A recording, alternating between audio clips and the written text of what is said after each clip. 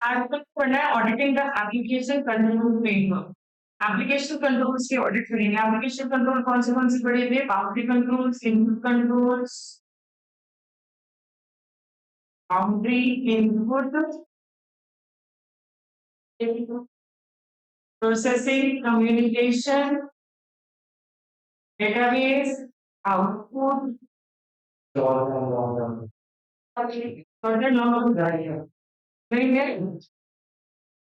ये अपन को आज जो टॉपिक पढ़ रहे हैं ये मैंने पहले प्रिंट करवाया था पेजेस पेजेस से प्रिंट करवाए थे। उसमें पेज नंबर 3.76 पेजेस प्रिंट करवाए थे। 3.76 77 781 पेजेस पढ़ेंगे अपन लगातार।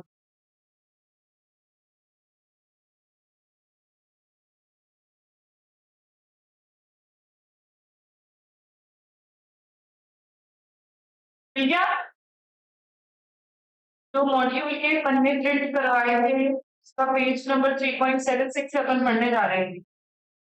ऑडिटिंग एप्लीकेशन कंट्रोल टॉपिक ही नहीं है आपके नोट्स में, ये वाला पूरा नया टॉपिक कैसे पढ़ना है, मॉड्यूल कैसे पढ़ना है। ठीक है, मैंने एप्लीकेशन कंट्रोल में जो पढ़े थे बाउंड्री कंट्रोल, जो एक्सेस कंट्रोल से रिलेटेड थे, इनपुट कंट्रोल्स, जो सोर्स डॉक्यूमेंट था, डेटा कोडिंग था, फिर अपन ने कम्युनिकेशन कंट्रोल्स पढ़े थे, प्रोसेसिंग कंट्रोल्स पढ़े थे, वहां पे डेटाबेस के कंट्रोल्स पढ़े थे, और एक आउटपुट का कंट्रोल तो पढ़ा नहीं था, जो छोड़ दिया था मैंने, वो वाला भी इसी के अंदर था। तो उसी के अपन यहाँ पे ऑडिट करेंगे। Auditing the application control framework. सबसे पहले ऑडिटिंग बाउंड्री कंट्रोल्स। यहाँ पे ऑडिटर्स ये देखेगा कितने अच्छे से आपकी असेट सेफ हैं, how well the safeguard assets are used and preserve data integrity. आप कितने अच्छे से अपनी डेटा इंटीग्रिटी को मेंटेन कर रहे हैं और अपने असेट्स को सेफ रख रहे हैं, ये यहाँ पे ऑडिटर देखेगा बाउंड्री कंट्रोल। ऑडिटर्स ये डिटरमाइन करेगा कोई एक्सेस कंट्रोल मैकेनिज्म इंप्लीमेंट किया गया है क्या किसी सिस्टम में, और जो मैकेनिज्म इंप्लीमेंट आप कर रहे हो वो सफिशिएंट भी है या नहीं है। Auditor need to ensure that कि केयरफुल कंट्रोल जो है वो मेंटेनेंस पे लगे हुए होने चाहिए। अगर कोई भी हार्डवेयर फेलियर हो गया तो आपके पास मेंटेनेंस होना चाहिए कि तुरंत उसको रिकवर कर सकें। Auditor needs to address three aspects to assess cryptographic key को एक्सेस करने के लिए। ऑडिटर ने 3 एस्पेक्ट्स बताए। आप कैसे कीज को जनरेट कर रहे हैं, how they will be distributed, कैसे यूजर्स को दी जा रही है वो, how they will be installed in cryptographic facility में कैसे उसको इंस्टॉल किया जा रहा है। ऑडिटर्स अंडरस्टैंड करेंगे which approach has been used to implement access control. Access control को इंप्लीमेंट करने के लिए आप कौन सी अप्रोच काम में लेते हैं, ताकि अपन वो लोग प्रिडिक्ट कर सके क्या प्रॉब्लम आने वाली है, किसी भी सिस्टम के अंदर क्या प्रॉब्लम आने वाली है। तो ये अपने बाउंड्री कंट्रोल्स के अंदर पढ़ लिया। क्या क्या पढ़ा बाउंड्री कंट्रोल्स के अंदर? ऑडिटर देखेगा कि आप डेटा इंटीग्रिटी को प्रिजर्व कर पा रहे हैं, नहीं कर पा रहे, एसेट सेफ रख पा रहे हैं या नहीं रख पा रहे हैं, कितने अच्छे से एसेट को सेफ रख रहे हैं। ऑडिटर देखेगा कैसे एक्सेस कंट्रोल मैकेनिज्म को इंप्लीमेंट किया जा रहा है और जो मैकेनिज्म है वो सफिशिएंट भी है या नहीं। ऑडिटर ये इंश्योर करेगा कि अगर कोई हार्डवेयर फेलियर हो जाए तो उसका प्रॉपर मेंटेनेंस होना चाहिए। ऑडिटर बताएगा कैसे कीज को अपन को मैनेज करना है, कैसे कीज जनरेट होती हैं, किसको दी जाएंगी, कैसे इंस्टॉल की जाएंगी वो। ऑडिटर देखेगा कि क्या अप्रोच आप काम में लेते हो कंट्रोल को इंप्लीमेंट करने के लिए, और क्या वो कंट्रोल्स आने वाली प्रॉब्लम को बता पा रहे हैं या नहीं बता पा रहे कि ये प्रॉब्लम आ सकती है। नेक्स्ट अपन पढ़ेंगे इसके अंदर ऑडिटिंग इनपुट कंट्रोल। इनपुट में वहां पे अपन ने पढ़ा था सोर्स डॉक्यूमेंट्स, इनपुट में अपन ने पढ़ा था डेटा कोडिंग एरर्स, इनपुट में वैलिडेशन एरर, ऐसा कुछ अपन ने कंट्रोल्स पढ़े थे। इनपुट क्या था? Auditor must understand the fundamental of good source document design so as to analyze what and how data will be captured. Auditor देखेगा गुड सोर्स डॉक्यूमेंट क्या होना चाहिए, क्या कैप्चर हो रहा है और कैसे कैप्चर हो रहा है और कौन कैप्चर कर रहा है, how data will be prepared, कैसे डेटा को प्रिपेयर किया जा रहा है, कैसे एंटर किया जा रहा है कंप्यूटर सिस्टम में, और कैसे आप किसी भी डॉक्यूमेंट को हैंडल कर रहे हो, स्टोर कर रहे हो और फाइल कर रहे हो। क्या देखेगा ऑडिटर यहाँ पे कि सोर्स डॉक्यूमेंट, अच्छा सोर्स डॉक्यूमेंट कौन सा होगा, कि कौन सा डेटा कैप्चर कर रहे हो, कैसे डेटा कैप्चर कर रहे हो, कौन कर रहा है कैप्चर, कैसे डेटा को एंटर कर रहे हो, कैसे डॉक्यूमेंट को आप स्टोर हैंडल और फाइल कर रहे हो। Auditor must be able to examine the data entry screens used in an application system. जो screen है, जिस screen के थ्रू आप data enter करते हो, उसको भी auditor यहाँ पे examine करता है.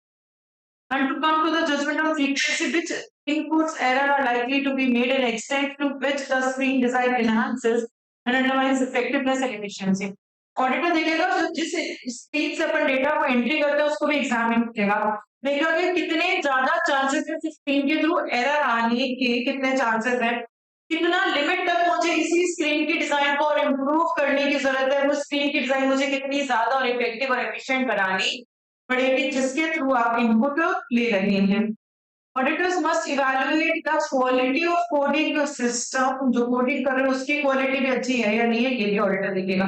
एंड उसका क्या इम्पैक्ट हो रहा है डेटा इंटीग्रिटी, एफिशिएंसी, इफेक्टिवनेस पे उसका क्या इम्पैक्ट हो रहा है, कोडिंग का क्या इम्पैक्ट हो रहा है इंटीग्रिटी, एफिशिएंसी और इफेक्टिवनेस पे. Auditor need to comprehend various approaches. Auditors बहुत सारे अप्रोचेस देखेगा कि कौन सी अप्रोच आप काम में ले रहे हो डेटा को एंटर करने के लिए, और उन हर एक अप्रोच की क्या स्ट्रेंथ और क्या वीकनेस. कौन से तरीके से डेटा को एंटर करो, कीबोर्ड से एंटर करो, माउस से एंटर करो, स्कैनर से एंटर करो, माइक्रोफोन से एंटर करो, और सबकी अपनी क्या स्ट्रेंथ और सबके अपने क्या वीकनेसेस है. Auditors need to check whether input files, जो आपकी इनपुट फाइल्स है, are stored securely. Input file सही से स्टोर्ड है या नहीं है, उसका कोई बैकअप कॉपी भी आप मेंटेन कर रहे हो, ऑफ साइट लोकेशन पे मेंटेन होना चाहिए, ताकि अगर मास्टर फाइल में कोई भी डिस्ट्रॉय हो जाए, करप्शन हो जाए, तो हम उसको क्या कर सके, रिकवर कर सके. तो ये आपके ऑडिटिंग इनपुट कंट्रोल्स हैं. Auditor good source document design देखेगा, क्या डेटा कैप्चर कर रहे हो, कैसे कैप्चर कर रहे हो, कौन कैप्चर कर रहा है, कहाँ कैसे उसको एंटर कर रहे हो, डॉक्यूमेंट्स को कैसे हैंडल, प्रिपेयर, स्टोर, फाइल कर रहे हो. ऑडिटर स्क्रीन, जिस स्क्रीन से डेटा को एंट्री करते हैं उसको भी देखेगा उसमें कितने चांसेस है एरर आने के लिए, जो और कितना इंप्रूव करने की जरूरत है ताकि वही स्क्रीन की डिजाइन ज्यादा इफेक्टिव और ज्यादा एफिशिएंट हो जाए. Auditor quality of the coding system की भी क्वालिटी देखेगा और उसका क्या इम्पैक्ट होता है इंटीग्रिटी, एफिशिएंसी और इफेक्टिवनेस. ऑडिटर देखेगा क्या क्या तरीके हैं डेटा को एंटर करने के सिस्टम के अंदर और सबकी अपनी क्या स्ट्रेंथ है और अपनी क्या वीकनेसेस है. ऑडिटर देखेगा कि जो फाइल्स है वो ढंग से स्टोर, आप सिक्योरली स्टोर कर रहे हो नहीं कर रहे हो, इसका कोई बैकअप कॉपी है या नहीं है, ताकि अगर मास्टर डेटा के अंदर ऑफसाइट डेटा सेंटर्स में बैकअप होना चाहिए कि मास्टर में कुछ भी डिस्ट्रॉय हो जाए तो उसको अपन क्या कर सके, रिकवर कर सकते. तो ऑडिटिंग बाउंड्री कंट्रोल्स में क्या क्या पढ़ा था बच्चों, एक बार वापस मेरे साथ बोलो. ऑडिटर देखेगा कि डेटा इंटीग्रिटी मेंटेन होनी चाहिए, एसेट सेफ होनी चाहिए. ऑडिटर देखेगा कौन सा कंट्रोल, एक्सेस कंट्रोल मैकेनिज्म आप काम में ले रहे हो, तो मैकेनिज्म सफिशिएंटली है या नहीं है. ऑडिटर देखेगा कि अगर हार्डवेयर फेलियर हो गया तो उस टाइम पे मेंटेनेंस है या नहीं, कैसे क्रिप्टोग्राफिक की मैनेजमेंट किया जाता है, कैसे जनरेट होगी, किसको डिस्ट्रीब्यूट करेंगे और कैसे इंस्टॉल करेंगे. ऑडिटर देखेगा क्या अप्रोच काम में लेते हो एक्सेस कंट्रोल्स के लिए, और क्या वो आने वाली प्रॉब्लम्स को बता पा रहे हैं या नहीं बता पा रहे हैं. फिर ऑडिटिंग इनपुट कंट्रोल्स, यहाँ पे ऑडिटर देखेगा वो सोर्स डॉक्यूमेंट कैसा होना चाहिए, तो क्या डेटा कैप्चर करेगा, कैसे कैप्चर करेगा, कौन उसको कैप्चर करेगा, कहाँ कैसे डेटा एंटर किया जाएगा, एंड डॉक्यूमेंट्स को कैसे हैंडल, स्टोर और फाइल किया जाएगा. ऑडिटर जिस स्क्रीन से डेटा एंटर किया जाता है उसको भी एग्जामिन करेगा, उसमें कितने चांसेस है एरर आने के, और कितना और मुझे उसको इम्प्रूव करने की जरूरत है ताकि वो ज्यादा इफेक्टिव और एफिशिएंट हो जाए. Auditor quality of the coding system, क्या उसका इफेक्ट होगा सिस्टम की इंटीग्रिटी, एफिशिएंसी और इफेक्टिवनेस में. ऑडिटर देखेगा क्या क्या तरीके डेटा को एंटर करने के, सबके अपनी क्या स्ट्रेंथ है और क्या वीकनेसेस है. ऑडिटर देखेगा कि अगर इनपुट डेटा जो है वो सिक्योरली स्टोर किया जा रहा है नहीं किया जा रहा, उसका कोई बैकअप रख रहे हो नहीं रख रहे ऑफसाइट डेटा सेंटर्स पे, ताकि अगर मास्टर डेटा फाइल फेल हो जाए, करप्ट हो जाए, उसको रिकवर कर सकते. देन नेक्स्ट अपन पढ़ेंगे auditing communication controls. Auditor shall adopt a structured approach to examine and evaluate various controls in communication system.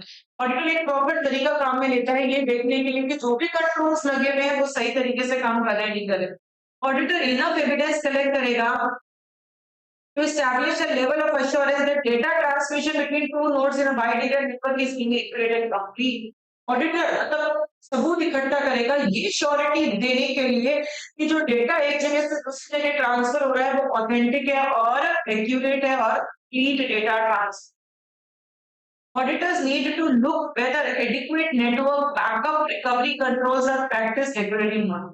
Auditor ये भी देखेगा कि sufficient backup recovery controls लगे हुए हैं या नहीं है ऑर्गेनाइजेशन के अंदर. These controls may include automatic line speed adjustments by modem based on different noise levels. अगर नॉइसेस ज्यादा हो गई तो ऑटोमेटिकली वो अपने आप को एडजस्ट कर लेगा, तभी वो अपने आप को रिकवर कर पाएगा. कौन सी टोपोलॉजी होनी चाहिए, कौन से रूट्स अपन फॉलो करेंगे, नेटवर्क कितना रिलायबल है, ये सब यहाँ पे ऑडिटर करेंगे. Auditor must assess the implementation of encryption controls to ensure कि आपकी जो sensitive data है वो secure रहेगी, protected रहेगी. Auditor must assess the topological controls. बच्चों topology का मतलब क्या था? नेटवर्क पे नोड्स किस तरीके से एक दूसरे से कनेक्टेड है, वो सारी टोपोलॉजी. ऑडिटर यहाँ टोपोलॉजी कंट्रोल को देखेगा तो लॉजिकल किस तरीके से नोड्स एक दूसरे से लॉजिकली अरेंज है, कैसे उनके बीच में कनेक्टिविटी है, डिवाइस इंटर नेटवर्किंग डिवाइसेस का नेटवर्क कौन सी को देखने के लिए ऑडिटर ये सब देखता है.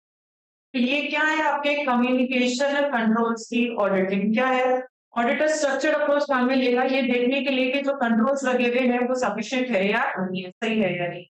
फिर ऑडिटर सबूत इकट्ठा करेगा ये एश्योरेंस देने के लिए कि डेटा एक जगह से दूसरी जगह तो मूव हो रहा है, ऑथेंटिक एक्यूरेट और कंप्लीट मूव.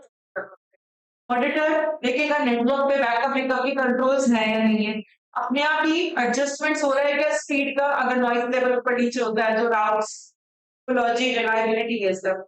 ऑडिटर देखेगा इंक्रिप्शन कंट्रोल प्रॉपर है ताकि आपकी सेंसिटिव डेटा की प्राइवेसी मेंटेन रह सके. टोपोलॉजिकल कंट्रोल्स को रिव्यू करेगा कि नोड्स एक दूसरे से कैसे कनेक्टेड है, डिवाइसेस इंटर नेटवर्किंग कैसे कनेक्टेड है, ये सब चीजों की ऑडिटर यहाँ पे देखेंगे. नेक्स्ट अपने आ गई ऑडिटिंग प्रोसेसिंग कंट्रोल्स.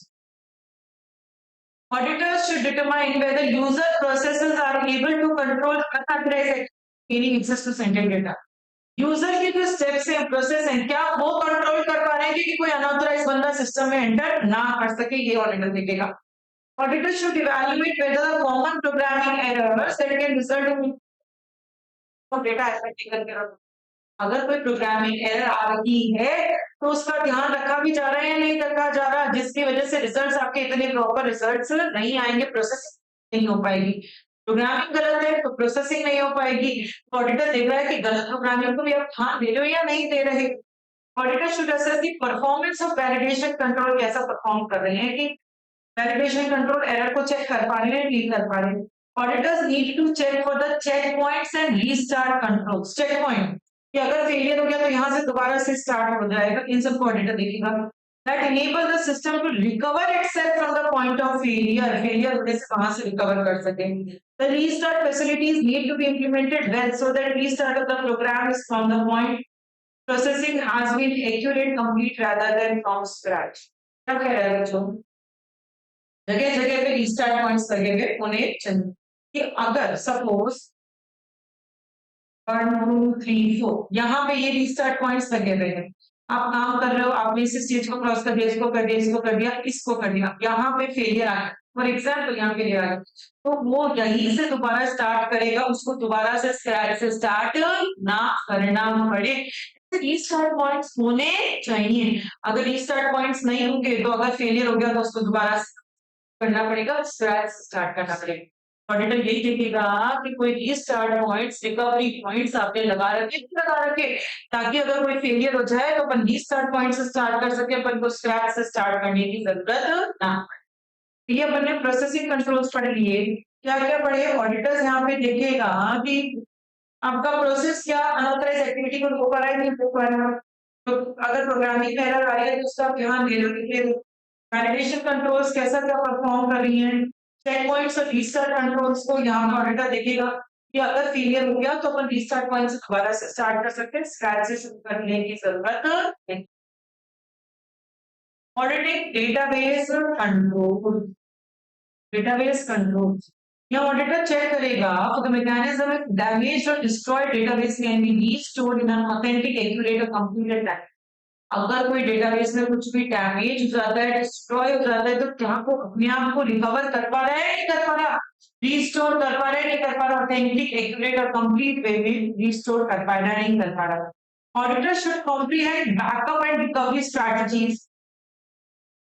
ऑडिटर देखेगा बैकअप रिकवरी स्ट्रेटजीज आपके पास है या नहीं है डिस्ट्रॉय डेटाबेस को रिकवर करने के लिए। अगर कोई भी एरर आ जाए, सिस्टम सॉफ्टवेयर में एरर आ जाए, हार्डवेयर फेल हो जाए, एनवायरमेंटल फेलियर, किसी भी वजह से कोई भी फेलियर, कोई भी एरर आ गया, उसके लिए आपके पास बैकअप रिकवरी स्ट्रेटजी है या नहीं है, आप अपने आप को रिस्टोर कर पा रहे हो या नहीं कर पा रहे। Auditor shall evaluate whether the privacy of data is protected during all backup recovery. जब भी बैकअप रिकवरी हो रहा है तो आप अपनी प्रिवेसी को मेंटेन कर पा रहे हैं नहीं कर पा रहे।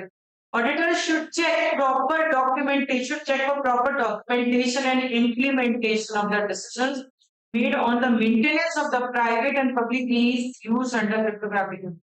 ऑडिटर देखेगा कि जो प्राइवेट की पब्लिक की जो क्रिप्टोग्राफी में आप काम मिले तो उसका प्रॉपर मेंटेनेंस और प्रॉपर इम्प्लीमेंटेशन है या नहीं है।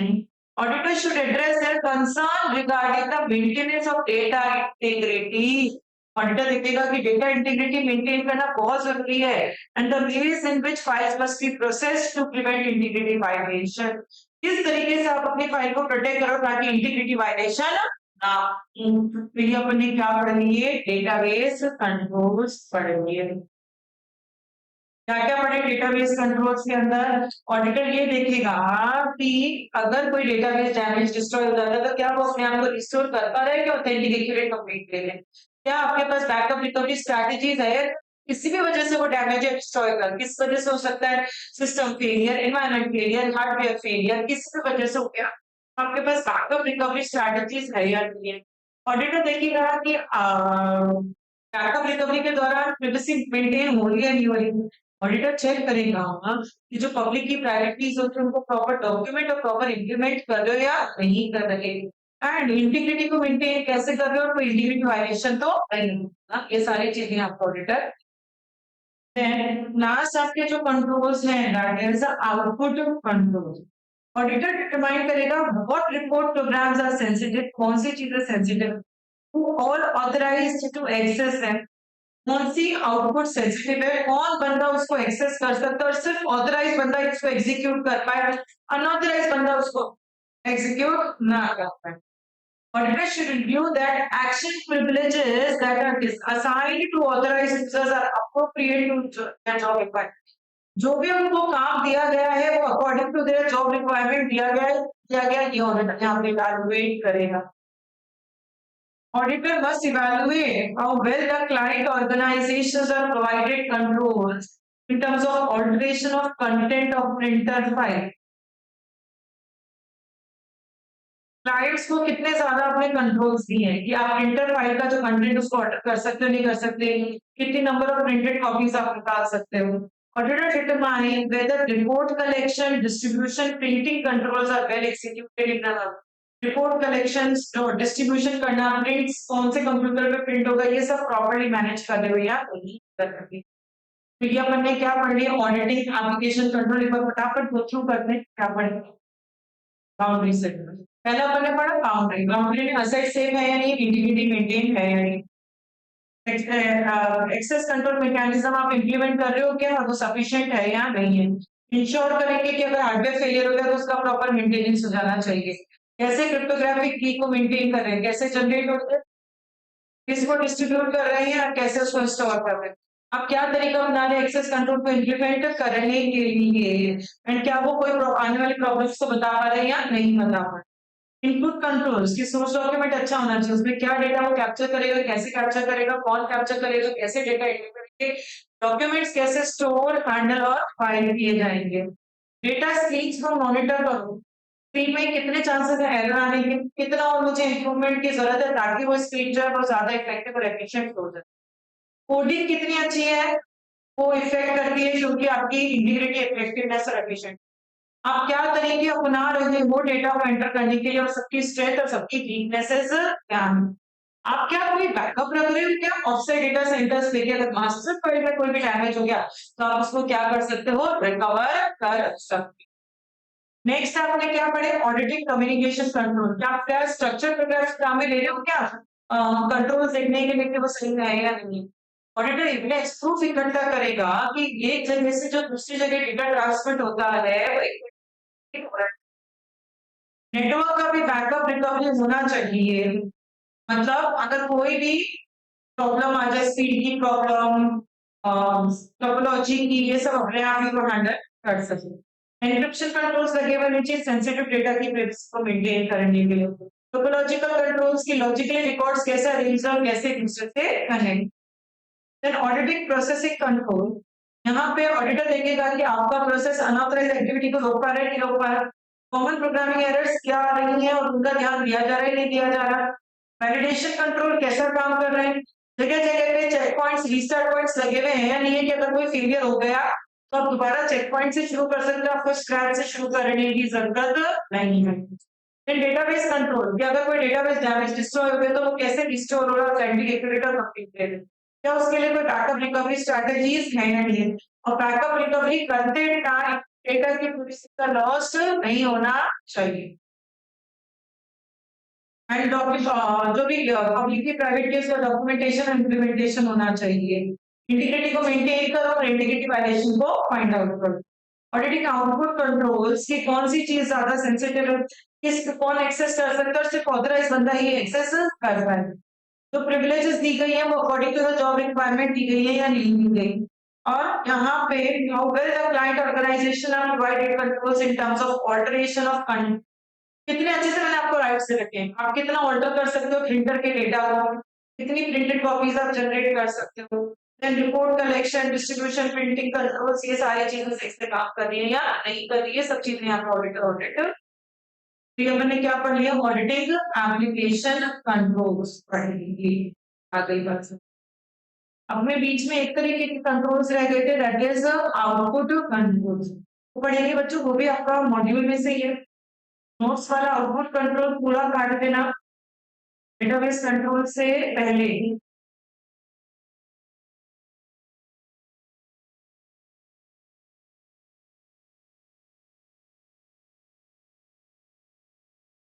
पेज नंबर 3.54 56 सर 3.56 प्रिंट करवा दो ना, ठीक है। नोट्स वाला आउटपुट कंट्रोल पूरा कट कर देना, मॉड्यूल वाला ही आउटपुट कंट्रोल पढ़ना है अपन।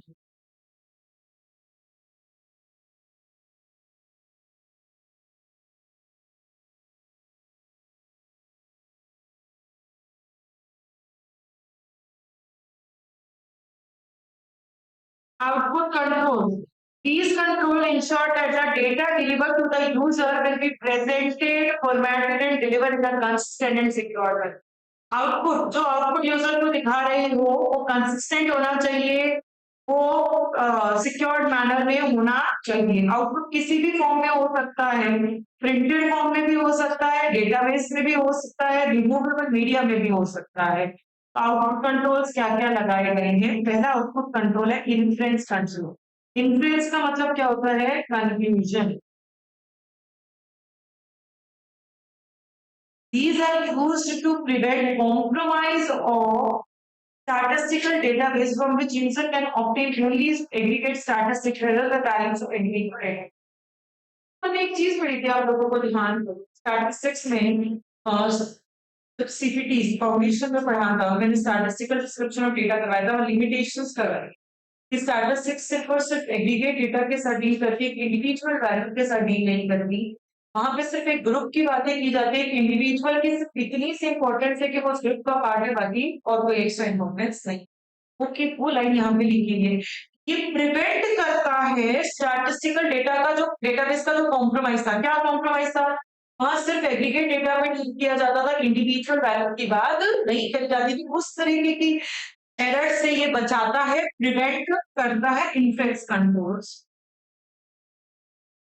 These are the restriction controls which limit the set of responses provided to the user to try to protect the confidentiality of data about person in the data. यहाँ पे मतलब ही restriction है, मैं आपको कितने limit तक का रिस्पॉन्स दे सकती हूँ ताकि जो बंदा डेटाबेस में जिस बंदे के बारे में इंफॉर्मेशन है उसकी कॉन्फिडेंशियलिटी मेंटेन रहनी चाहिए, उसकी कॉन्फिडेंशियलिटी लीक आउट नहीं होनी। फॉर एग्जाम्पल जैसे कि सपोज सुनो में 10 पेशेंट कोविड पेशेंट है, डेटाबेस में नाम लिखा गया पर्सन, एक मैनेबल कोविड पेशेंट, तो ये कहेगा, ये इन्फ्लुएंस कंट्रोल ये कहता है कि जब आउटपुट बताया जा रहा है यूजर को, तो यूजर ने कहा झुंझुनू में कितने कोविड पेशेंट, तो वहां ये बता देंगे 10 कोविड पेशेंट है। वो कभी भी मेरी कॉन्फिडेंशियलिटी को लीक आउट नहीं करेंगे, वो कभी भी ये नहीं बताएंगे कि अर्पिता नाम की जो पेशेंट है वो भी एक कोविड पेशेंट है। तो उसका नाम, उस बंदे का नाम डेटाबेस पे स्टोर किया गया, वो लीक आउट नहीं होना चाहिए, उसकी कॉन्फिडेंशियलिटी मेंटेन होनी चाहिए। मैं आपको इतना ही डेटा बता सकती हूँ कि इतने नंबर ऑफ पेशेंट्स हैं कोविड के, पर उनकी इंडिविजुअल का एक नाम मैं नहीं बताऊंगी, कॉन्फिडेंशियलिटी आउट नहीं करूंगी। ये होते हैं आपके इन्फ्लुएंस कंट्रोल। आया समझ में इन्फ्लुएंस कंट्रोल क्या होते हैं? इन्फ्लुएंस कंट्रोल जो स्टैटिस्टिकल डेटाबेस की जो लिमिटेशन थी कि वो एग्रीगेट के साथ डील करता था, इंडिविजुअल के साथ नहीं, तो ये बचाएगा, प्रिवेंट करेगा। यहाँ पे ये रेस्ट्रिक्शन कंट्रोल भी कहला रहे हैं, क्यों? क्योंकि यहाँ पे लिमिट बता देंगे यूजर को, हम कितने लिमिट तक का डेटा बताएंगे ताकि जो पर्सन है डेटाबेस उसकी कॉन्फिडेंशियलिटी जो है वो लीक आउट नहीं की जाए। आगे बात समझ में? नेक्स्ट कंट्रोल है batch output production and distribution का। बैच मतलब ग्रुप ऑफ ट्रांजेक्शंस, बहुत सारे ट्रांजेक्शंस का बैच में आउटपुट बनाओ और फिर उसको डिस्ट्रीब्यूट करो। ग्रुप में ट्रांजेक्शंस बनेंगे, प्रोडक्शन होगा, फिर उसको क्या होगा? Distribution. Batch output in the form of tables, tables में ग्रुप ऑफ ट्रांजेक्शंस होते हैं, ग्राफ्स, इमेजेस में ग्रुप ऑफ ट्रांजेक्शन दिखाया जाता है। Is produced at some operation facility and distributed to user of the house. Batch output किस किस form में बनाए जाएंगे बच्चों? टेबल्स, ग्राफ्स और चार्ट की फॉर्म में बैच आउटपुट बनाए जाएंगे और यूजर को डिस्ट्रीब्यूट कर दिए जाएंगे। दिस इंक्लूड सेवरल कंट्रोल्स आएगा, इसके अंदर बहुत सारे कंट्रोल है batch output production and distribution. पहला है report program execution control. Report program execution control to ensure that only authorized users are permitted to execute batch report. सिर्फ ऑथराइज बंदे के पास ही परमिशन होनी चाहिए बैच रिपोर्ट को एग्जीक्यूट करने की, and please events are locked and monitor. और जो वो एग्जीक्यूट करा उन सबकी भी एक लिस्ट बना और उन सबको भी क्या करो? मॉनिटर। तो पहला क्या पढ़ा अपन ने? Report program execution control. सिर्फ ऑथराइज बंदा ही बैच आउटपुट को एग्जीक्यूट कर पाएगा, और वो जो एग्जीक्यूट करे उसकी भी लिस्ट बनाओ, उसको भी क्या करो? मॉनिटर। इसी के अंदर सेकेंड है पूलिंग फाइल कंट्रोल। पूलिंग क्या कहता है बच्चों? फॉर एग्जाम्पल, आपकी ऑर्गेनाइजेशन में 4 कंप्यूटर है, ए बी सी डी। यहाँ पे आपके पास जो प्रिंटर है ऑर्गेनाइजेशन में वो है, ये चारों कंप्यूटर इसी प्रिंटर से कनेक्टेड है। अब ए ने प्रिंट कमांड दे दिया और उसके प्रिंट के कितने पन्ने थे? 1000 पन्ने थे प्रिंट करवाने के। तो स्कूलिंग ये कहता है, आपने प्रिंट कमांड दे दिया ना, तो आपको वेट करने की जरूरत नहीं, प्रिंटर 1000 पन्ने प्रिंट करेगा, उसके बाद ही आप अपना काम करोगे। नहीं, बी ने भी 500 पन्ने प्रिंट में लगा दिए, सी ने 700 पन्ने प्रिंट में लगा दिए, बस आपको तो प्रिंट कमांड देना है। अब आपका कोई टेंशन नहीं है, आपने जो कमांड दिया वो एक टेम्परेरी फाइल में स्टोर हो जाएगा और आप पैरेलली अपना कोई और काम खत्म कर सकते हैं। आपको प्रिंटिंग के ओवर होने का वेट नहीं करना है। ये कहता है आपका spooling file control, so that the users can continue working while a queue of document waiting to be printed on a particular printer to ensure that waiting files to get printed shall not subject to unauthorized modification. Highline समझ में कि आप अपना काम खत्म कर सकते हैं। आप जब क्यू में लगे हुए हैं प्रिंटिंग होने के लिए, प्रिंटर का वेट करें, प्रिंटर आएगा मेरा प्रिंट कर दे, तभी मैं मेरा जो हाफ फिनिश वर्क है और मेरा एक्स्ट्रा काम है वो मैं सिखा सकती हूँ, मेरे को उसके लिए वेट करने की जरूरत नहीं। नेक्स्ट इसके अंदर है प्रिंटिंग कंट्रोल। प्रिंटिंग कंट्रोल का मतलब क्या होता है बच्चों?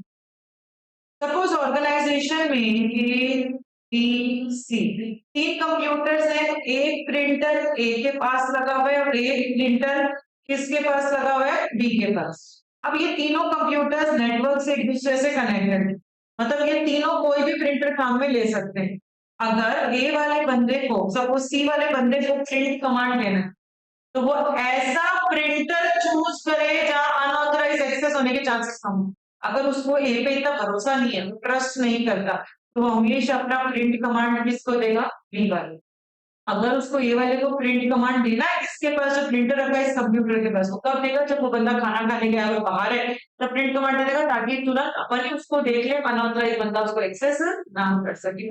उसे प्रिंटिंग कंट्रोल कहते हैं। To ensure that output is made, to ensure that output is made on the correct printer and unauthorized disclosure of printed information does not take place. Unauthorized disclosure नहीं होना चाहिए आपके printed. Then report collection control to ensure that report is collected immediately and secure to avoid unauthorized disclosure and data leakage. Report तुरंत collect कर लो और कोई unauthorized disclosure और data leakage नहीं होना चाहिए. देखो क्या पढ़ लिया अभी तक यहाँ तक देखिए फिर आगे बढ़ते हैं. पहला क्या पढ़ा इंटेंस कंक्लूजन. इंटेंस मतलब कंक्लूजन. यहाँ पे एक लिमिटेशन का स्टैटिस्टिक्स का कि तो सिर्फ एग्रीगेट के साथ ट्रीट करता है इंडिविजुअल के साथ नहीं. ये रेस्ट्रिक्शन कंट्रोल भी कहलाते हैं. क्यों? क्योंकि यहाँ लिमिट बता दें सर को इतने लिमिट तक का डेटा दिखाना है जो बंदे के डेटाबेस में प्रीवियस में उसकी कॉन्फिडेंशियलिटी को विदाउट नहीं करना. बैच आउटपुट प्रोडक्शन फिर उसको डिस्ट्रीब्यूट करो. प्रोड्यूस करने के क्या क्या तरीके हैं? बैच आउटपुट को प्रोड्यूस करने के ग्राफ्स में, टेबल्स में, चार्ट्स में, इमेजेस में प्रिंट कर सकते. फिर उसको डिस्ट्रीब्यूट कर दो. अब अपन ने सबसे पहले रिपोर्ट प्रोग्राम एग्जीक्यूशन कंट्रोल. यहाँ सिर्फ ऑथराइज बंदा ही रिपोर्ट को एग्जीक्यूट कर सकता है और वो जो एग्जीक्यूट करे उसकी लिस्ट बनेगी और उसको मॉनिटर किया जाएगा. फिर स्पूलिंग फाइल कंट्रोल कि आप प्रिंटर का काम दे दिया फिर आप अपना पैरेलल और काम कर सकते हो. आपको क्रिएट करने की जरूरत, प्रिंटर काम खत्म करेगा उसके बाद नेक्स्ट काम करना है. फिर नेक्स्ट क्या प्रिंटिंग कंट्रोल कि आपने प्रिंटर चूज किया कि जो रिलायबल प्रिंटर हो वहीं पे मैं प्रिंटिंग का कमांड दूं ताकि अनऑथराइज बंदा मेरी डेटा को एक्सेस ना कर सके. Report collection control. Report collection मतलब रिपोर्ट इमीडिएटली कलेक्ट करो ताकि अनऑथराइज डिस्क्लोजर और डेटा लीकेज ना. नेक्स्ट क्या इसके अंदर user client service review. User service review controls to ensure that user should obtain higher quality output and detection of errors or irregularities without. User को हमेशा अच्छी क्वालिटी का output मिलना चाहिए एंड डिटेक्शन ऑफ एरर्स और irregularities, जो भी errors आ रही है irregularities है वो आप फाइंड आउट करो. Report distribution control. डिस्ट्रीब्यूट कर दो report. Ensure that time gap generation और डिस्ट्रीब्यूशन के बीच में बहुत कम होना चाहिए. रिपोर्ट जनरेट हुई तुरंत डिस्ट्रीब्यूट हो जानी चाहिए, उनके बीच में टाइम गैप कम होना चाहिए. और एक लिस्ट बनाओ कि कौन सी रिपोर्ट जनरेट हुई थी और किसको आपने डिस्ट्रीब्यूट किया उसकी लिस्ट बना. तो रिपोर्ट डिस्ट्रीब्यूशन में टाइम गैप बहुत कम होना चाहिए जनरेशन और डिस्ट्रीब्यूशन में. एक लिस्ट बनाओ कौन सी रिपोर्ट जनरेट हुई, किसको डिस्ट्रीब्यूट की, ये सब आपकी एक लिस्ट होनी चाहिए. User output control to be in place to ensure that user review output on a timely basis. User time पे output को देख पा रहा है. Storage control ensures proper preservedness of output. Output को एक ऐसी जगह पे रखो ताकि वो सिक्योर्ड रहे. सिक्योर्ड जगह पे आउटपुट को स्टोर करके रखो. रिटेंशन एंड डिस्ट्रक्शन कब तक मुझे उसको रखना है और काम हो गया तो कब मुझे उसको डिस्ट्रॉय करना है. That is retention and destruction. क्या कंट्रोल पढ़ेंगे बच्चों इसके बहुत सारे हैं. Batch output production and distribution. पहला क्या इसके अंदर रिपोर्ट प्रोग्राम एग्जीक्यूट. पहले प्रोग्राम को एग्जीक्यूट करो. तो एग्जीक्यूट ऑथराइज बंदा ही करेगा और वो जो कर रहा है वो भी एक लिस्ट बनेगी और उसको भी क्या किया जाएगा मॉनिटर. फिर एग्जीक्यूट होने का जब उसको प्रिंटिंग के लिए देता है तो स्कूलिंग हो गया कि प्रिंटर को दे दिया अपन अपना काम करते जा रहे हैं, तो वेट करने की जरूरत नहीं. अब प्रिंटर कौन सा चूज करोगे. प्रिंटिंग हो गया तो प्रिंटर ऑथराइज बंदा जिसपे अनऑथराइज डिस्क्लोजर ना हो सके मेरी इंफॉर्मेशन का. अब प्रिंटर भी ऐसा चूज करो. फिर रिपोर्ट बनके इसको कलेक्ट करो. तुरंत कलेक्ट करो ताकि अनऑथराइज डिस्क्लोजर ना हो सके. फिर यूजर को दे दो.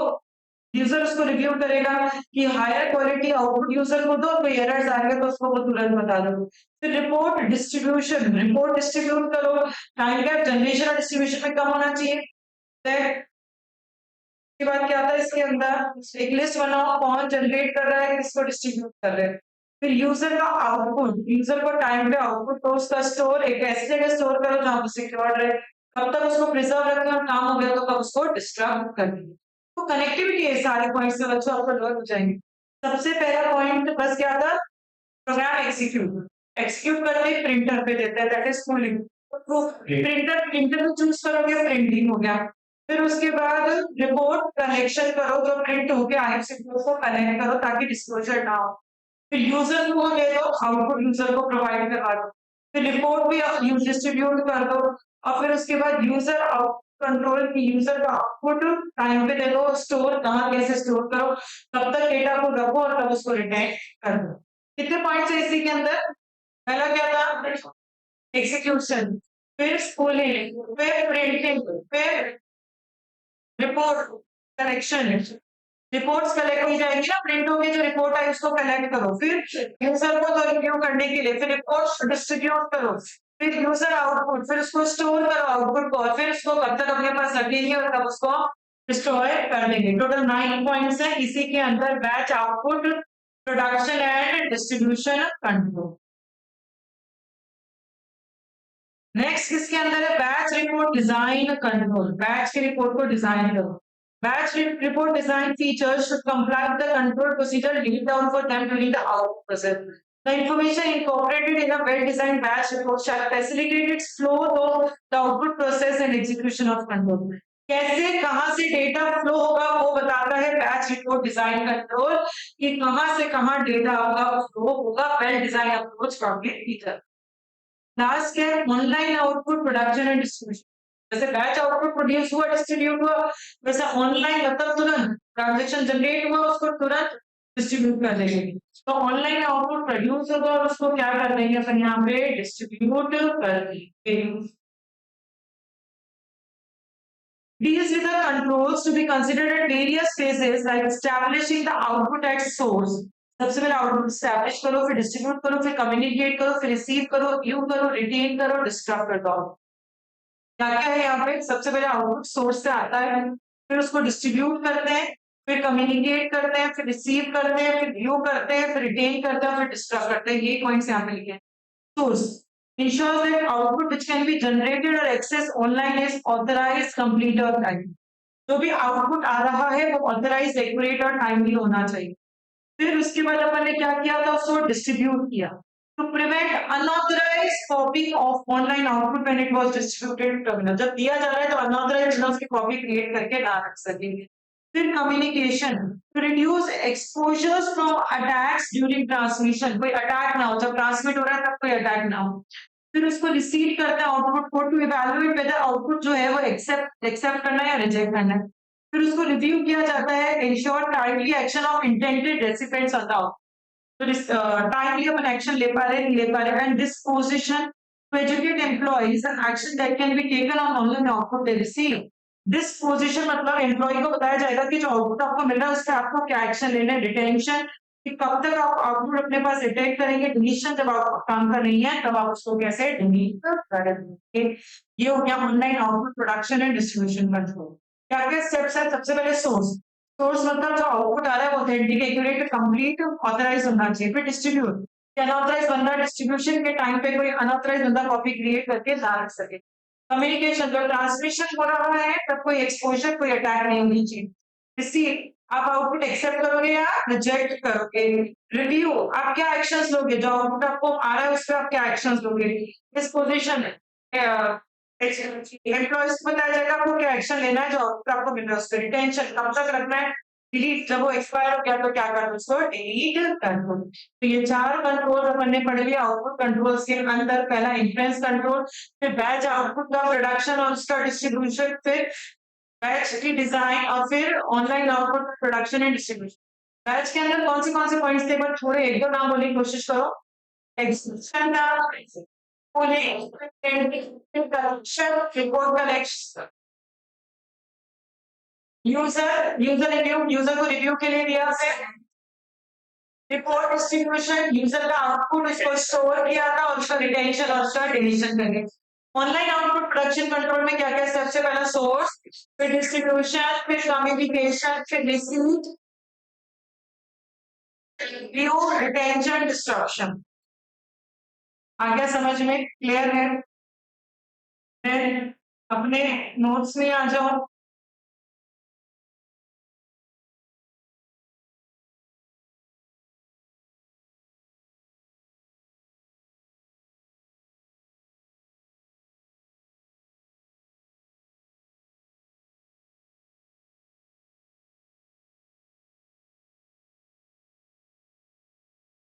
Page number 3.103। That is organization structures and responsibility.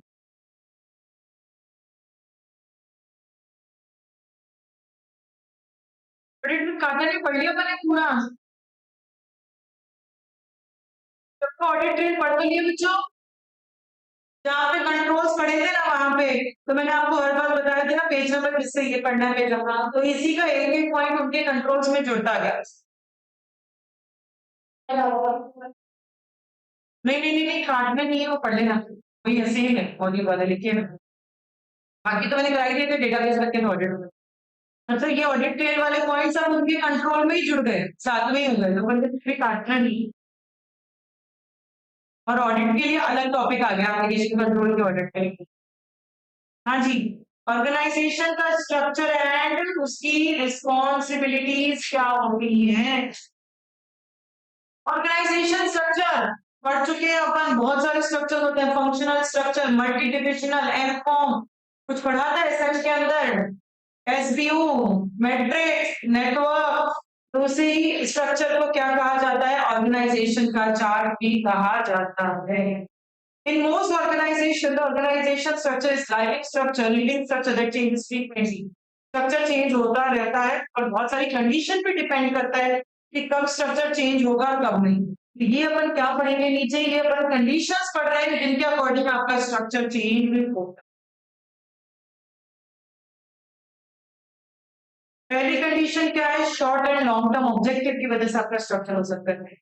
Organizations sometimes move departments from one executive to another so that department that were once far from each other will be near each other. कई बार क्या करती है organisation, executives को, employees को एक department से दूसरे department transfer करती रहती है। उससे क्या होता है, जो डिपार्टमेंट आपके लिए पहले दूर था वही डिपार्टमेंट आपके लिए क्या हो गया, पास हो गया।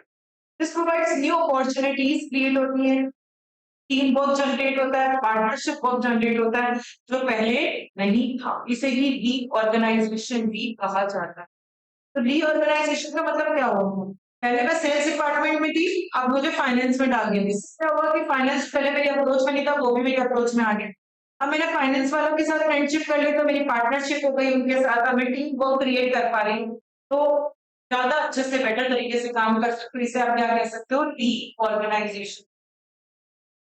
कंडीशंस कौन सी है जिसकी वजह से आपको कई बार अपना स्ट्रक्चर को चेंज करना पड़ता है। पहली कंडीशन कौन सी है, market. Changes in market position can cause an organization to realign its internal structure in order to strengthen itself. अगर मार्केट की कंडीशन चेंज होने की वजह से मुझे मेरा इंटरनल स्ट्रक्चर को चेंज करना पड़ता है ताकि मेरी और स्ट्रेंथ हो जाए। फॉर एग्जाम्पल, कोई कॉम्पिटिटर उसने अपनी प्राइस को कम कर दिया एक नई स्ट्रैटेजी के अकॉर्डिंग, तो ऑर्गेनाइजेशन उसको कैसे रिस्पॉन्ड करेगी, वो अपना स्ट्रक्चर चेंज करेगी, वो एक्सपीरियंस एग्जीक्यूटिव इंचार्ज उठा देगी उस एक्टिविटी। कोई एक्टिविटी है, कोई सपोज शर्ट्स है, कॉम्पिटिटर ने शर्ट की प्राइस कम कर दी और मैं प्राइस कम करना अफोर्ड नहीं करती क्योंकि मैं ऑलरेडी मिनिमम प्राइस पे सामान बेच रही हूँ, तो मैंने शर्ट्स को हैंडल करने के लिए एक्सपर्ट हायर किया। अब वो एक्सपर्ट की मार्केटिंग स्किल की सुपीरियर होगी, वो ज्यादा प्राइस वाले शर्ट मार्केट में बेच पाए। तो मार्केट कंडीशन की वजह से कई बार आपको इंटरनल स्ट्रक्चर को चेंज करना पड़ता है। मार्केट कंडीशन क्या हो गई कि आपकी मार्केट कंडीशन जैसे कि कॉम्पिटिटर ने प्राइस कम की, तो हमने हमारी एक्टिविटी के लिए एक स्पेशलाइज्ड बंदे को इंचार्ज बना दिया। आ रही है बात समझ में बच्चों? रेगुलेशंस, नए रेगुलेशंस आ गए, न्यू रेगुलेशंस की वजह से भी आपको कई बार अपना स्ट्रक्चर चेंज करना पड़ता है। For instance, an organization that becomes highly regulated may elect to move its security and compliance or public formality in place. कोई ऑर्गेनाइजेशन है जो स्ट्रिक्टली रूल्स रेगुलेशंस को फॉलो करती है, तो वो क्या करेंगे, अलग लीगल डिपार्टमेंट बनाएंगे और सारा लीगल का काम वही डिपार्टमेंट हैंडल करेगा, कोई और डिपार्टमेंट वो काम हैंडल नहीं करेगा। अवेलेबल टैलेंट, कई बार क्या होता है कोई छोड़कर चला गया ऑर्गेनाइजेशन को या किसी और पोजीशन पे शिफ्ट हो गया वो बंदा, अगर वो बंदा लीडरशिप वाली पोजीशन पे था फिर छोड़कर चला गया तो एक स्पेस खाली रह गई and that often can not be filled right, अगर तुरंत वो भरी नहीं जा सकता। मतलब फॉर एग्जाम्पल प्रोडक्शन मैनेजर है, कई बार क्या होता है प्रोडक्शन मैनेजर छोड़कर चला गया, एकदम उसे छोड़कर चला, अब छोड़कर चला गया उसने कोई नोटिस नहीं दिया, 2 दिन के अंदर छोड़कर चला गया, 2 दिन में मैं नया प्रोडक्शन मैनेजर तो लाकर रख नहीं सकती। तो मैंने क्या किया, या तो मैंने मेरी ऑर्गेनाइजेशन का कोई सीनियर मैनेजर था, उसको मैंने कहा आप ये काम संभाल लो थोड़े दिनों के लिए। फिर जैसे ही मुझे नया प्रोडक्शन मैनेजर मिलेगा, मैं आपको हटा दूँगा, उस पे काम करूँगा। या फिर मैंने बाहर से कोई बंदा हायर, सपोज़ मैंने कोई सीनियर मैनेजर को जो कहा था कि आप काम सँभाल लो, और थोड़े दिनों में मैं देख रही हूँ कि वो बंदा बहुत अच्छा काम सँभाल रहा है, तो मुझे किसी और को हायर करने की ज़रूरत नहीं है। वही मेरे लिए क्या हो जाएगा, प्रोडक्शन मैनेजर हो गया। तो आपने अपना स्ट्रक्चर चेंज कर दिया। तो कई बार क्या होता है, कोई बंदा छोड़कर चला गया, वो स्पेस आप तुरंत फिल अप नहीं कर सकते। इंस्टेड सीनियर मैनेजमेंट जो है वो temporary change the structure of the organisation by putting leaderless department को किसी और के अंडर डाला। जिस डिपार्टमेंट का कोई लीडर नहीं था, उसको मैंने किसी और के अंडर डाल दिया कि एक बार थोड़े टाइम के लिए तुम संभालो उस डिपार्टमेंट को। Often the decisions of how to change the organization will depend on the talent and experience of existing leaders. In addition to each leader's workload and other factors. हर एक लीडर का क्या workload था, कितना अगर already existing leaders का workload बहुत ज्यादा है तो अपन उनको एक्स्ट्रा काम नहीं दे सकते। For example, director of IT program, director जो है वही छोड़कर चला। The existing department you temporarily place under IT operation department. Existing department को किसी और के अंदर डाल दिया अपन ने। In case क्योंकि director of the IT operation used to run IT program management. Senior management can see how that arrangement works out and later decide whether to replace the director of IT program management position. आई बात समझ में? Leader छोड़ के चला गया, तो एक बार मैंने टेम्पररी किसी और को साइन कर दिया। फॉर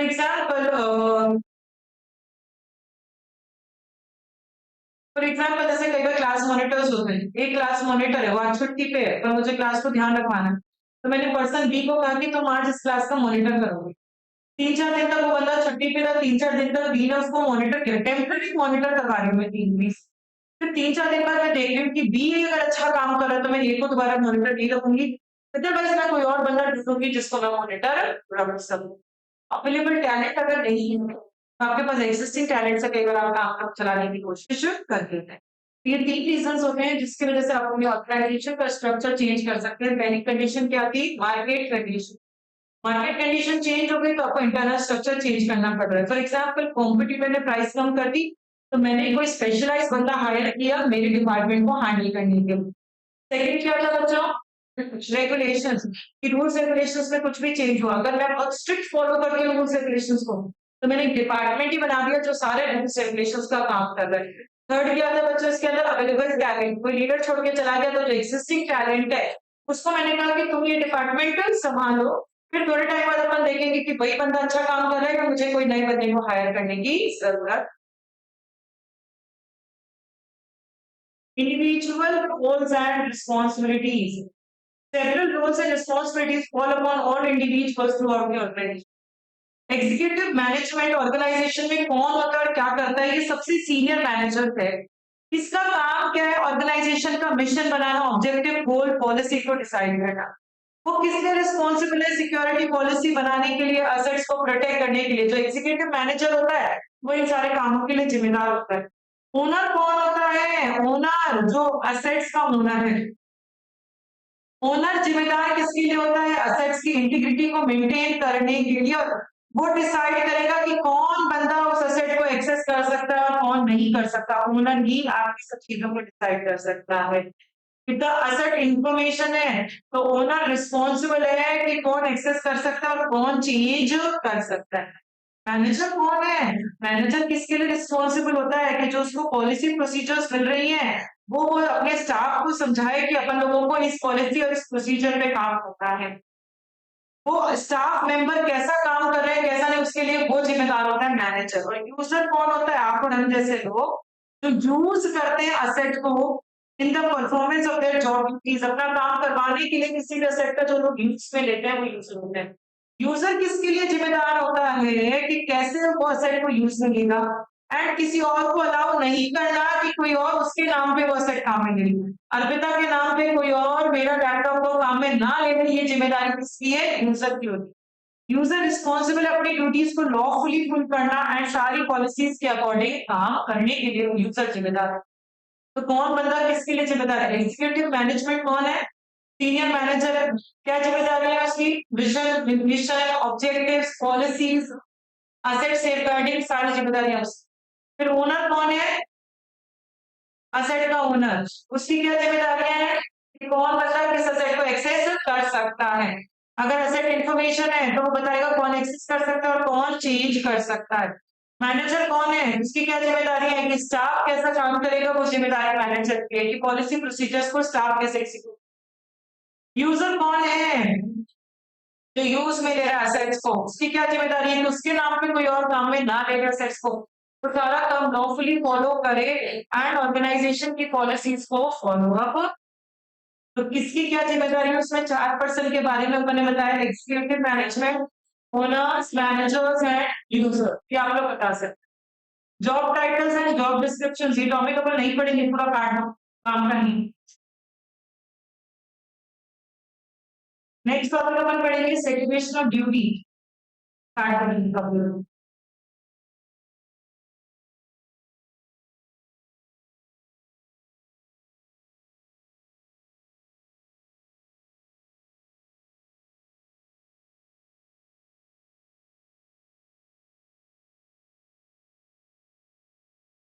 सेग्रीगेशन ऑफ ड्यूटी बच्चों थोड़ा इंपॉर्टेंट टॉपिक है, एग्जाम में पूछा जा सकता है 2-3 नंबर का, तो ये तो पढ़ना ही पढ़ना है हमें सेग्रीगेशन ऑफ ड्यूटी से।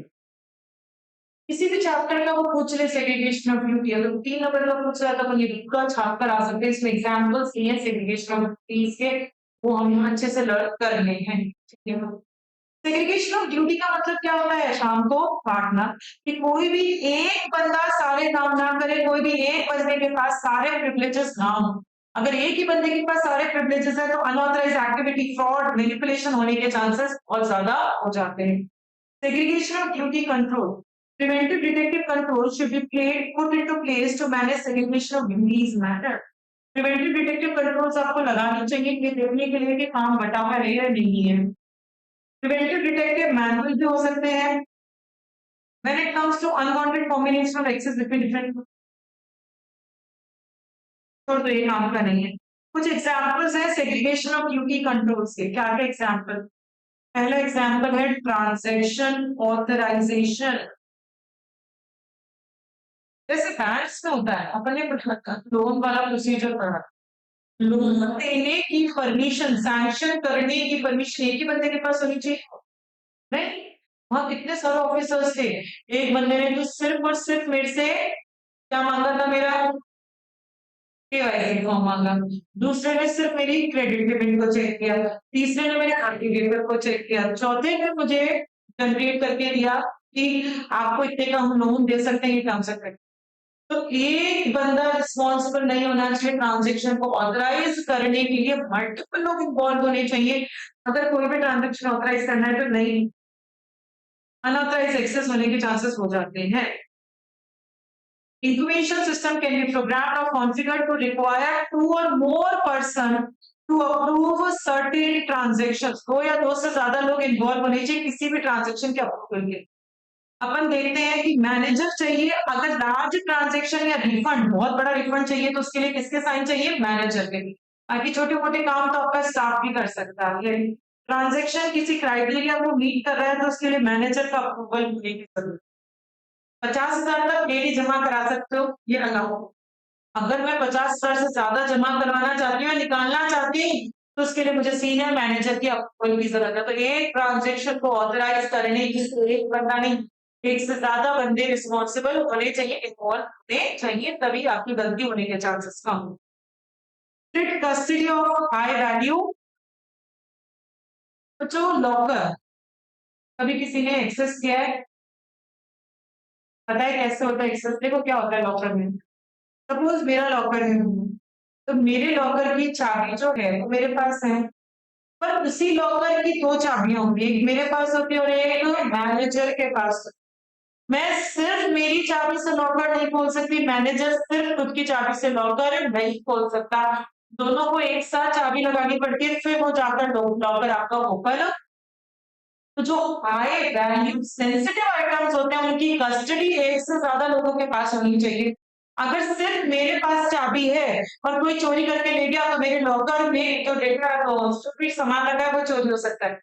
सिर्फ मैनेजर के पास चाबी है तो मैं मैनेजर पे भरोसा नहीं कर सकती, कोई उसको पैसे खिलाकर मेरी चाबी दे सकता है। तो जो high valued high secured items होते हैं उसकी कस्टडी एक से ज्यादा लोगों के पास होनी चाहिए। अगर कंप्यूटर रूम में आपको घुसना है तो घुसने के लिए जो पासवर्ड है, सपोज 1234, तो 12 वाला पासवर्ड दो जन एक जने के पास और 34 वाला पासवर्ड एक जने के पास होना चाहिए, तभी आप कंप्यूटर रूम में घुस सकते हो, अदरवाइज नहीं घुस सकते।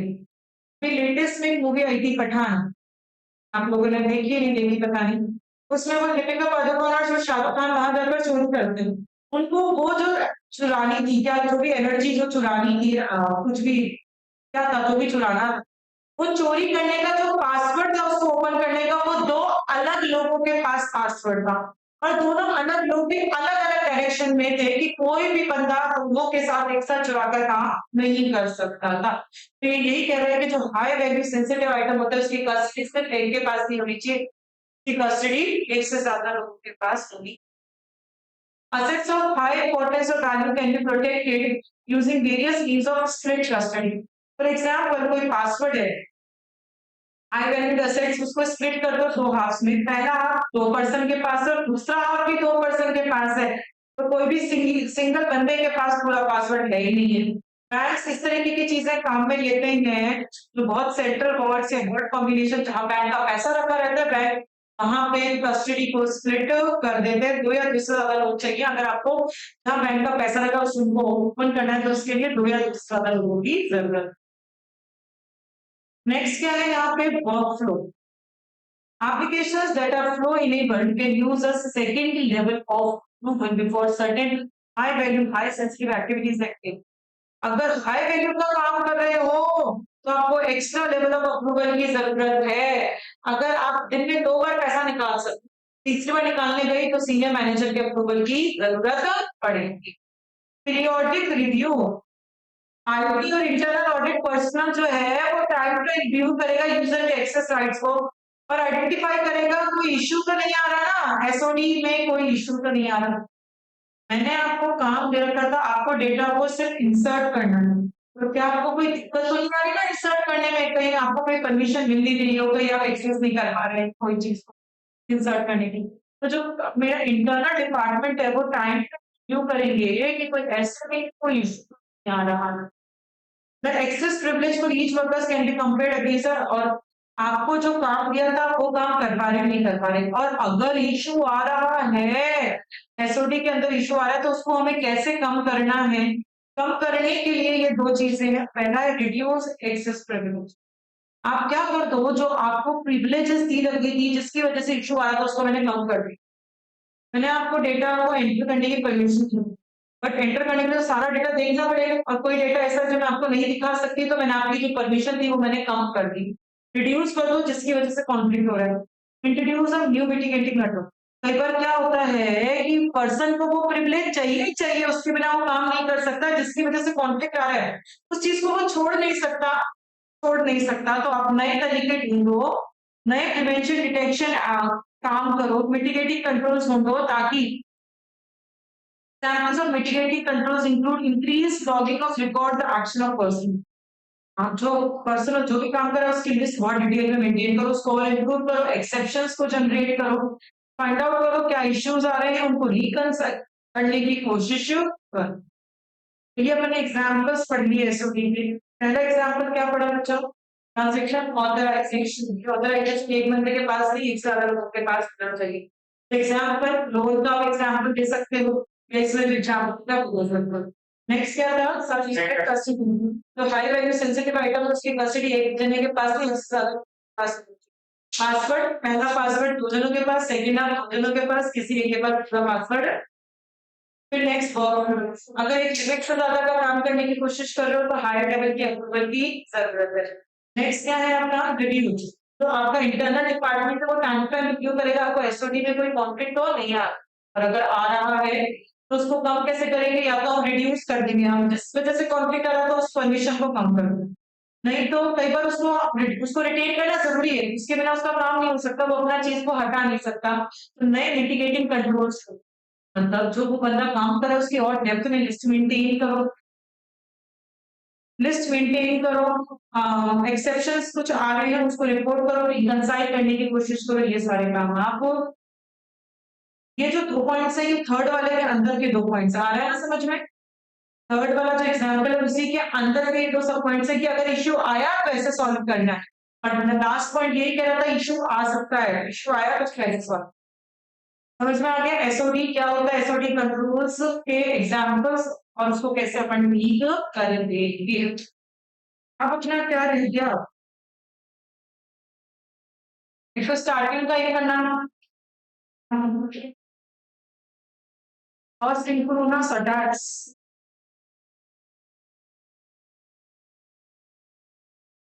एक मैंने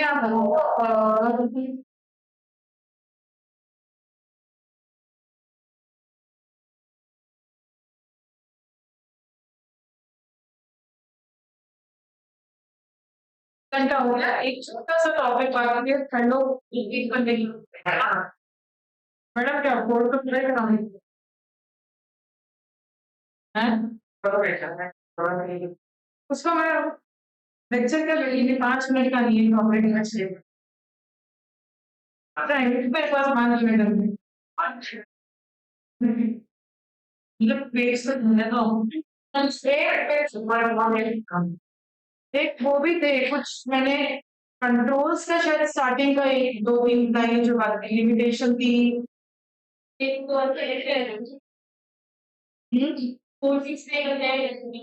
असिंक्रोनस अटैक्स है। एक मैंने इंफॉर्मेशन सिस्टम कंट्रोल्स खोलो 3.33 some of the critical controls that in computerized environment are as follows। ये भी छुड़वा दिया था ना, खुद से पढ़ने को बोल दिया ना। अच्छा सुना दिया था क्या? तो सिर्फ असिंक्रोनस बाकी और स्टार्टिंग का एक पेज बाकी है। तब स्टार्टिंग बोलो एकदम पहला बोलो।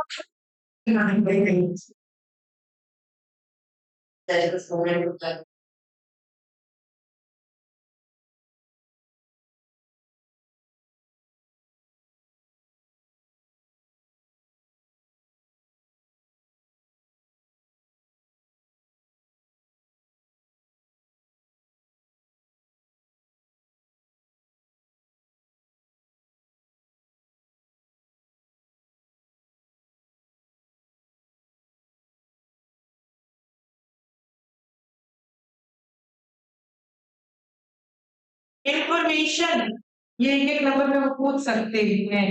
Information data is a raw fact and can take form of number or statement such as data or a measurement। Data raw fact होता है जो नंबर भी हो सकता है और एक स्टेटमेंट भी हो सकता है। It is necessary for business to put in place procedures to ensure data has been processed so they are meaningful। Data को प्रोसेसिंग करोगे तो उसमें क्या आ जाती है, मीनिंग आ जाती है।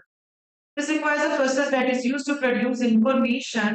It involves collecting data, data को कलेक्ट करो और फिर उसको ट्रांसफॉर्म करो ताकि वो इंफॉर्मेशन में कन्वर्ट। सिस्टम मतलब क्या होता है, group of mutually related cooperating elements that define boundary working on a reaching a common goal by taking inputs and producing outputs in an organized transformation।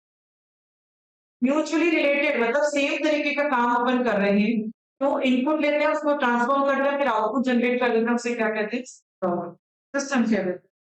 5 components होते हैं आपके इंफॉर्मेशन सिस्टम के, 5 component. Normal system के 5 components है, input, data, process, फिर output मतलब information मिल जाती है, फीडबैक मतलब उसकी परफॉर्मेंस को मॉनिटर करते हैं, करेक्ट अगर कोई भी प्रॉब्लम आ रही है उसको अपन क्या कर देते हैं, की कर देते हैं।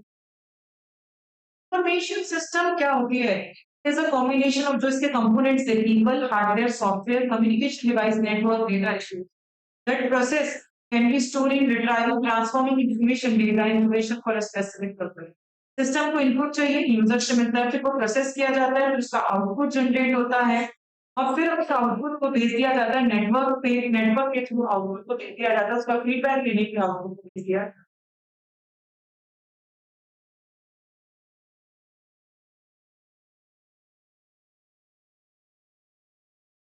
Main M and purpose of her information system का मेन एम क्या होता है, डेटा को कन्वर्ट कर इंफॉर्मेशन को उसको मीनिंगफुल बनाना। Information system depends on the resources of, किस किस पे डिपेंड करता है? People, hardware, software, data, network, इन सब पे डिपेंड करता है। To perform input processing output storage control के लिए डेटा को इंफॉर्मेशन में कन्वर्ट करता है। Information system comprises of following steps. इसके कुछ स्टेप्स हैं। पहला स्टेप क्या है इसका? इनपुट। सबसे पहले डेटा कलेक्ट किया जाता है ऑर्गेनाइजेशन या एक्सटर्नल मैन से डेटा कलेक्ट करोगे और उसको सुटेबल फॉर्म में कन्वर्ट करोगे प्रोसेसिंग के लिए। फिर प्रोसेस मतलब सीरीज ऑफ स्टेप्स किए जाते हैं ताकि अपन decide out. Information systems are becoming more and more integrated with the organizational process, bringing more productivity, better control to those processes. मतलब इनपुट को आउटपुट में कन्वर्ट करेगा।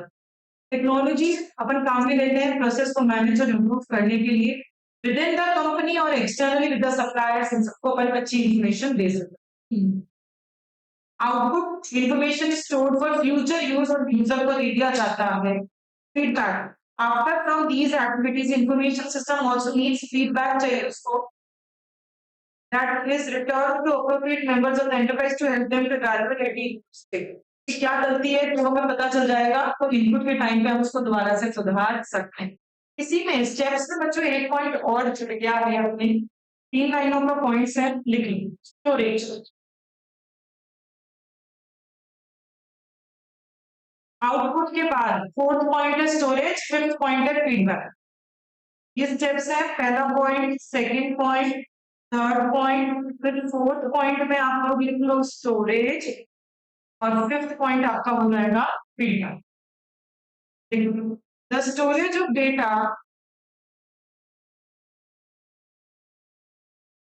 the storage of data shall be done.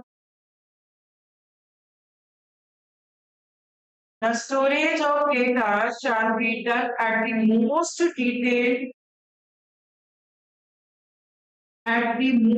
detailed level possible. Detailed level possible. Full stop. Regular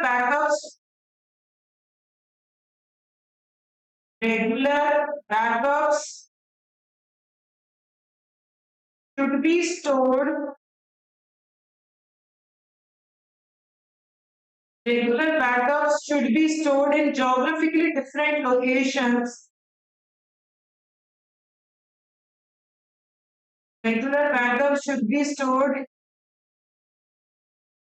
in geographically different locations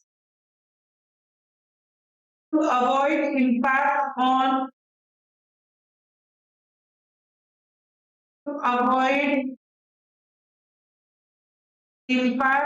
both the original data storage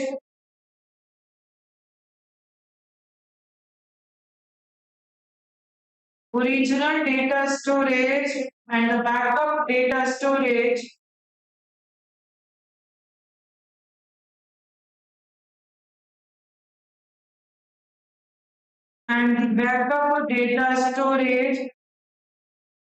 due to any major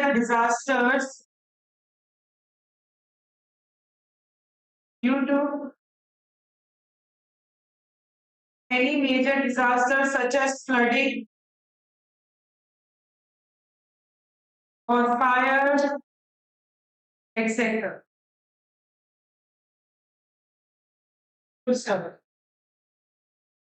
next क्या है? Storage of data shall be done. जो storage है वो जितना detail में कर सकते हो उतना डिटेल में डेटा को स्टोर करोगे। Regular backups should be stored in geographically different location, अलग अलग जगह पे बैकअप होनी चाहिए to avoid impact of both, ताकि ओरिजिनल डेटा स्टोरेज और बैकअप में कोई फर्क ना पड़े। अगर कोई भी डिजास्टर आ जाए, फ्लडिंग्स या फायर कुछ भी आ जाए तो कोई ज्यादा फर्क ना पड़े, इसलिए अलग अलग ज्योग्राफिक डिस्पर्स लोकेशन पे आपको उसका क्या रखना चाहिए? बैकअप रखना चाहिए। समझ में आ गया? तो अगर प्रोसेस पूछा जाए तो 5 स्टेप्स हैं, input, process, output, storage and feedback. अपना रह गया सिंक्रोनस अटैक्स, पेज नंबर 3.4।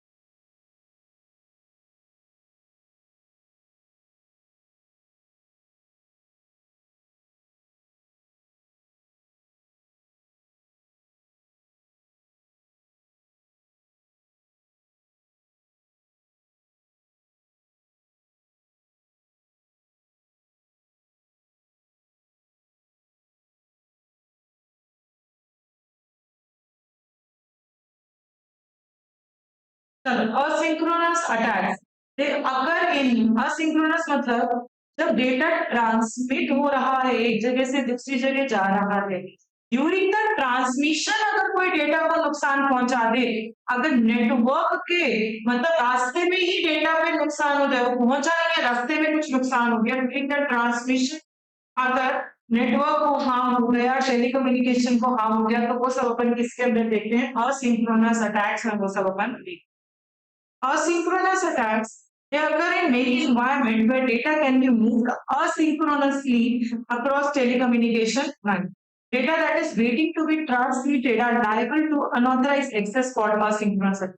जो डेटा अभी वेट कर रहा है कि उसको ट्रांसमिट होना है, उस पर asynchronous अटैक होने के चांस बहुत ज्यादा होती है। These attacks are hard to detect, पता लगाना बहुत मुश्किल है क्योंकि they are usually बहुत small होते हैं, small pill like insertion and following types इस तरह के होते हैं। सबसे पहले data leakage, data leakage this involves leaking information out of the computer by means of dumping files to paper और stealing computer code. For example, मुझे कल कोई टेंडर भरना है, मैंने मेरी टेंडर की जो डेट सुनी है डिसाइड करके आज मेरे कंप्यूटर में सेव करके रख दूं, कल सुबह मैं ये टेंडर आपको मेल कर दूं। अब रात को कोई चोरी छुपे एम्प्लॉय आया और आकर कंप्यूटर खोला, देखा टेंडर की ये मेरी डिटेल्स थी और उसने वो इंफॉर्मेशन को लीक आउट कर दिया और किसी और को वो इंफॉर्मेशन बता दी, तो मुझे कभी भी पता नहीं चलेगा कि किसने मेरी इंफॉर्मेशन को लीक है। इसे कहते हैं डेटा लीकेज, टेंडर की इंफॉर्मेशन को लीक हो। Leaking information out of the computer by means of dumping files to paper और stealing computer report state, चुरा ली कंप्यूटर का डेटा, चोरी कर लिया, उससे आपने मेरे डेटा को क्या कर दिया, लीक कर दिया। तो ये आपको कभी भी पता नहीं चलेगा। ब्रैकेट में आप इसके लिए लिख सकते हो टेंडर का डेटा चोरी कर लिया।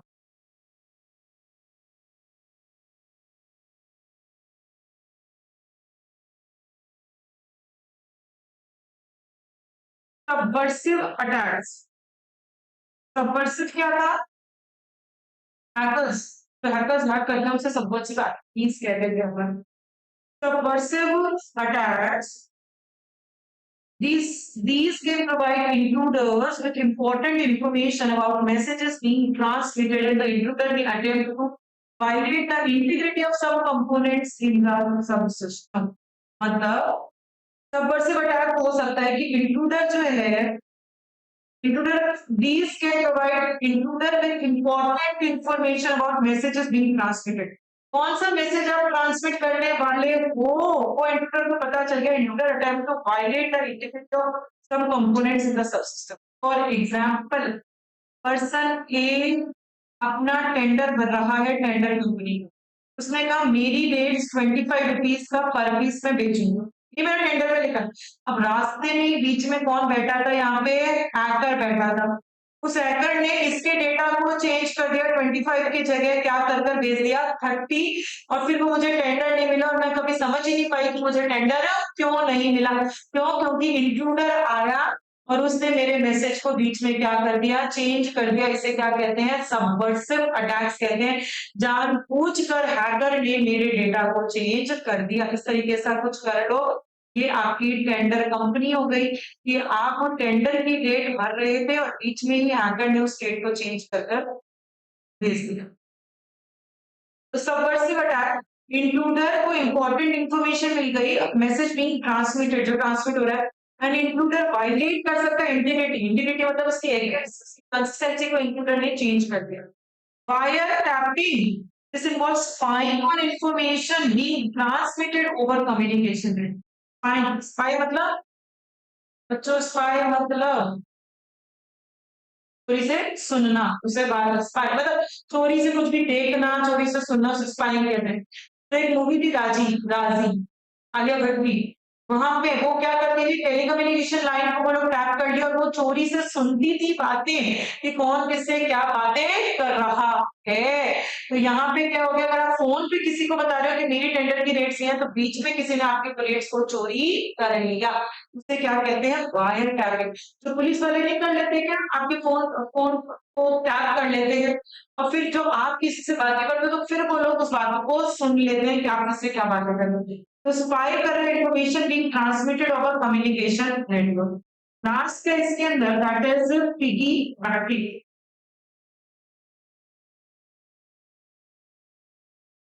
पिगी बैकिंग के लिए एक लाइन लिखो। whenever authorized person carries whenever authorized person carries unauthorized person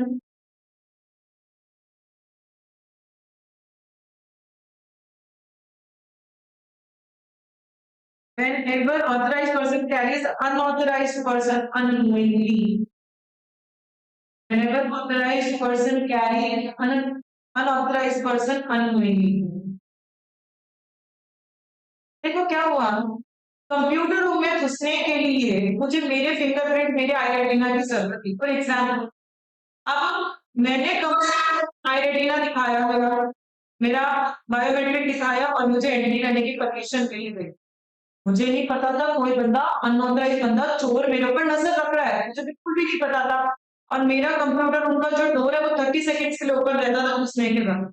मैं घुस गई और मुझे क्या पता पीछे से कोई चोर भी मेरे साथ घुस गया। उसे क्या कहते हैं, आईडी हैकिंग कह देते हैं। This is the act of the following an unauthorized person through a secured door electronically attaching to an authorized telecommunication link that intercept and alter transmission. This involves intercepting communication between the operating system and user and modifying them and substituting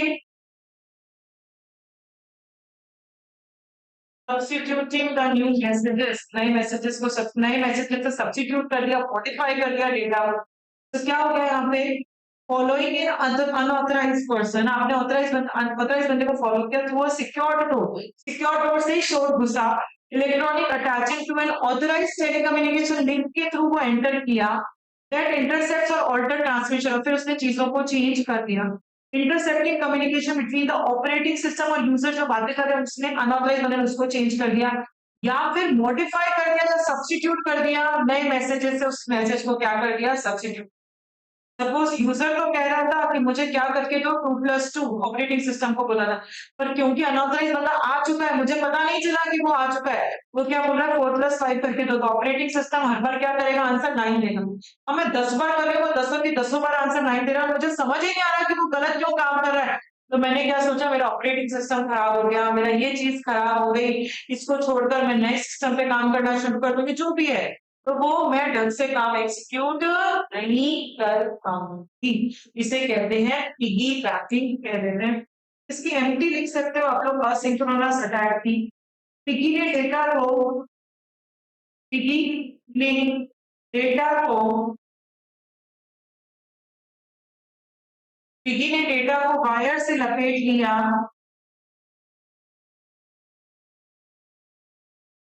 piggy ने data को wire से लपेट लिया, इसीलिए उसकी सांस मर गई। ऐसे ऐसे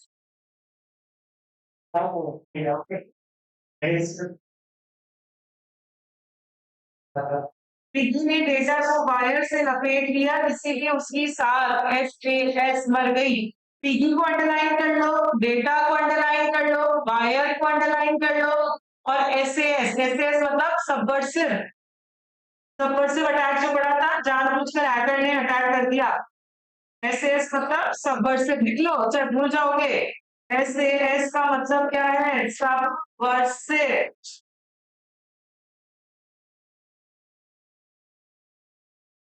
ठीक है, हो गया ये इसका कोर्स। बहुत बहुत बधाई हो।